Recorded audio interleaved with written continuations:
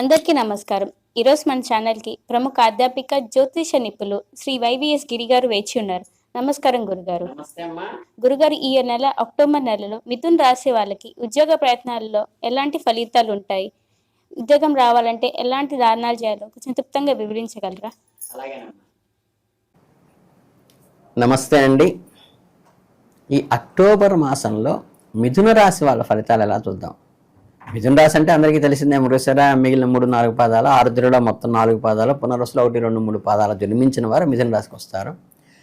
ఇక ఆంగ్లం వాళ్ళ లెక్క ప్రకారం అయితే మే 21 నుంచి జూన్ 21 దాకా పుట్టిన వాళ్ళు కూడా మిథున రాశి అని అంటూ ఉంటారు. మనకి శాస్త్ర ప్రకారం అయితే నక్షత్రాలు ప్రధానం. అక్టోబరు 25లో మిథున రాశి వారికి చాలా అనుకూలమైన ఫలితాలు ఉండబోతున్నాయి.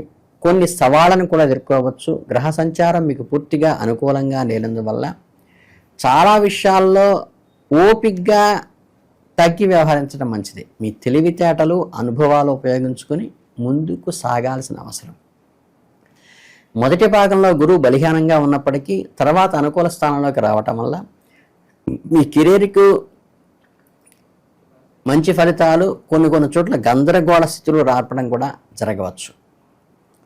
అలాగే ఓపిక చాలా ముఖ్యం.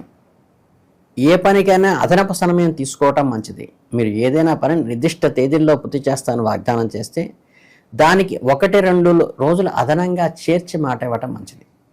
అక్టోబర్ నెలలో ఆర్థికంగా ఎలా ఉండబోతుంది అంటే మిథున రాశి వారికి సాధారణంగా లేదా కొంచెం మెరుగైన స్థితిలోనే ఉంటుంది. గృహానికి అధిపతి అయిన కుజుడు అక్టోబర్ 27 వరకు 5వ ఇంట్లో ఉంటాడు కాబట్టి ఏదైనా పని చేస్తే దాని ఫలితాలు రావడానికి ఎక్కువ శ్రమ పడాలంటే కష్టసాధ్యం, అసాధ్యం మాత్రం కాదు. అలాగే ధనానేచకమైన గురువు మీకు కొంత సహాయం చేస్తూ ఉంటాడు. 27 తర్వాత ఫలితాలు మెరుగుపడతాయి. అలాగే పొదుపు విషయంలో పెద్దగా సమస్యలు ఉండకపోవచ్చు. మీ ధన గృహాలపై గురువు ఆశీస్సులు ఉండటం వల్ల మీకు ఆదాయ విషయంలో సాధారణ ఫలితాలు ఉన్నప్పటికీ పొదుపు విషయాల్లో, సేవింగ్ విషయాల్లో మంచి ఎక్సలెంట్గా ఉంటుంది. అక్టోబర్ నెలలో మిథున రాశి వారికి ఉద్యోగస్తులకు, ప్రొఫెషన్లో ఉండే వాళ్ళకి ఈ నెల మొదటి భాగంలో కొన్ని జాగ్రత్తలు తీసుకోవాలి. మీకు 6వ ఇంటి అధిపతి అయిన కుజుడు 5వ ఇంట్లో ఉండటం వల్ల సహోద్యోగులతో విభేదాలు రావచ్చు. మీరు తెలివిగా సమయస్ఫూర్తిగా వ్యవహరించండి.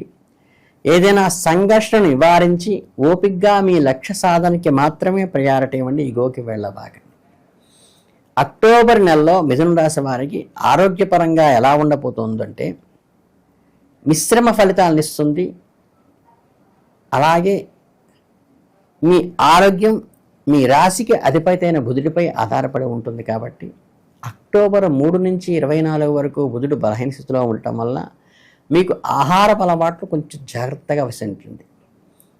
నెల 2వ భాగంలో గురువు సహాయం వల్ల మీ ఆరోగ్యం మెరుగవుతుంది.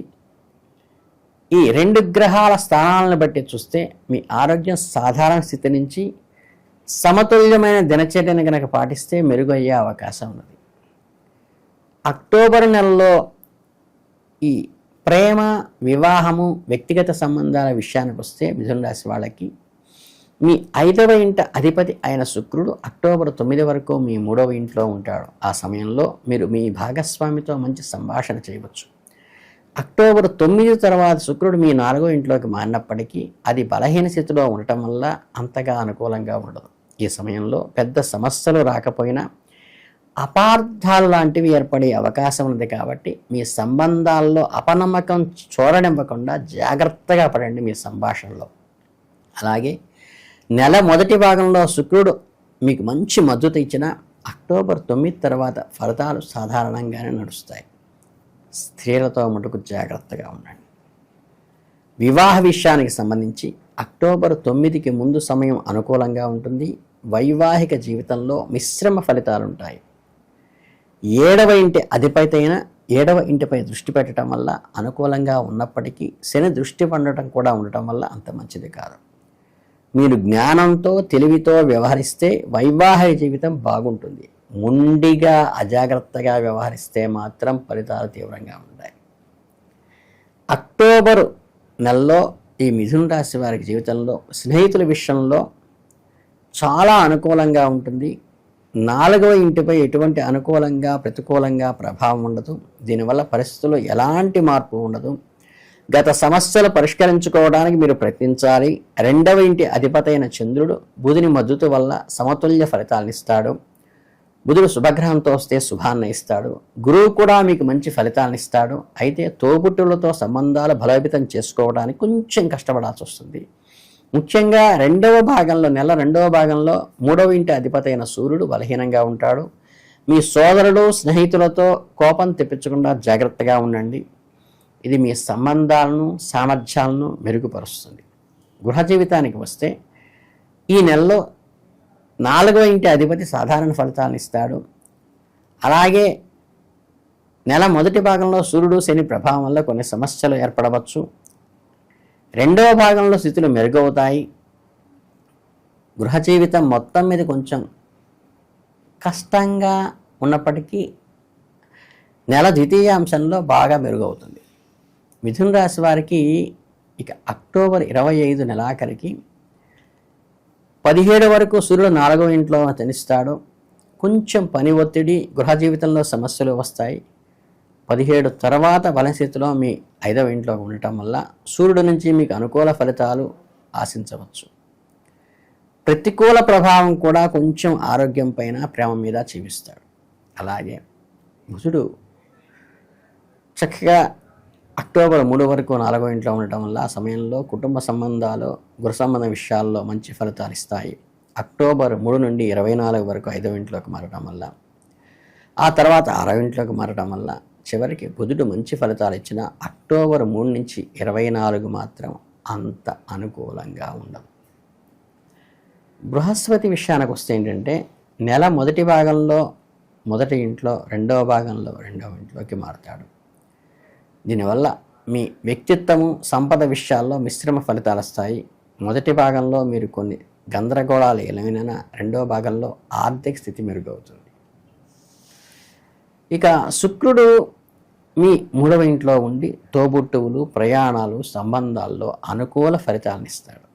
మీ 4వ ఇంట్లోకి మారిన బలస్థితిలో ఉండటం వల్ల గృహంలో మానసిక ప్రశాంతత, సమస్యలు లాంటివి చిన్నవి రావచ్చు.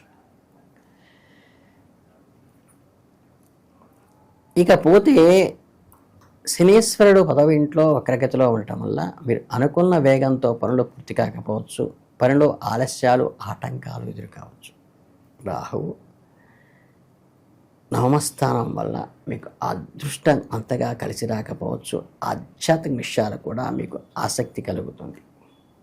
అలాగే మీ 3వ స్థానంలో కేతువు వల్ల మీ ధైర్యము, సాహసము మెరుగవుతాయి. మీకు అనుకూల ఫలితాలను ఇస్తాయి. మొత్తం మీద ఓవరాల్గా చూసుకుంటే చాలా గ్రహాలు అనుకూలంగా లేకపోవటం వల్ల మీరు కొంచెం జాగ్రత్తగా ఉండాలి. మీ గత అనుభవాల నుండి నేర్చుకుంటూ ఓపికగా వ్యవహరిస్తే మంచి ఫలితాలు పొందవచ్చు. ఇక మీరు తీసుకోవలసిన చిన్న పరిష్కారాలు ఏమంటే, మీకు అమ్మవారి పూజ చాలా తప్పనిసరిగా చేసుకోవాలి. ఏ రకమైన అమ్మవారినైనా సరే సాత్వికమైనటువంటి దేవతని ఆరాధనగా తీసుకుని చక్కగా మీరు అమ్మవారికి పుష్పాలతో పూజ చేయటం, కుంకుమ పూజ చేయటం మంచిది. చిన్నపిల్లలను అమ్మవారిగా భావించి వారికి ఉపవసించి ఉన్నప్పుడు ఆహారం పెట్టడం వల్ల కూడా చాలా మంచి ఫలితాలు వస్తాయి. ఇది అమ్మవారి అనుగ్రహానికి ప్రధాన కారణంగా ఉంటాయి. అలాగే నిత్యము సాయం సంధ్య వేళకి ఇంట్లో దీపారాధన వెలుగుతూ ఉండాలి. అమ్మవారికి మీకు తెలిసిన అష్టోత్తరం చక్కగా చేసుకుని ఒక్క నమస్కారం పెట్టుకుని చిన్న ఫలం ఏదైనా సరే నివేదనగా పెట్టడం మర్చిపోబాకండి.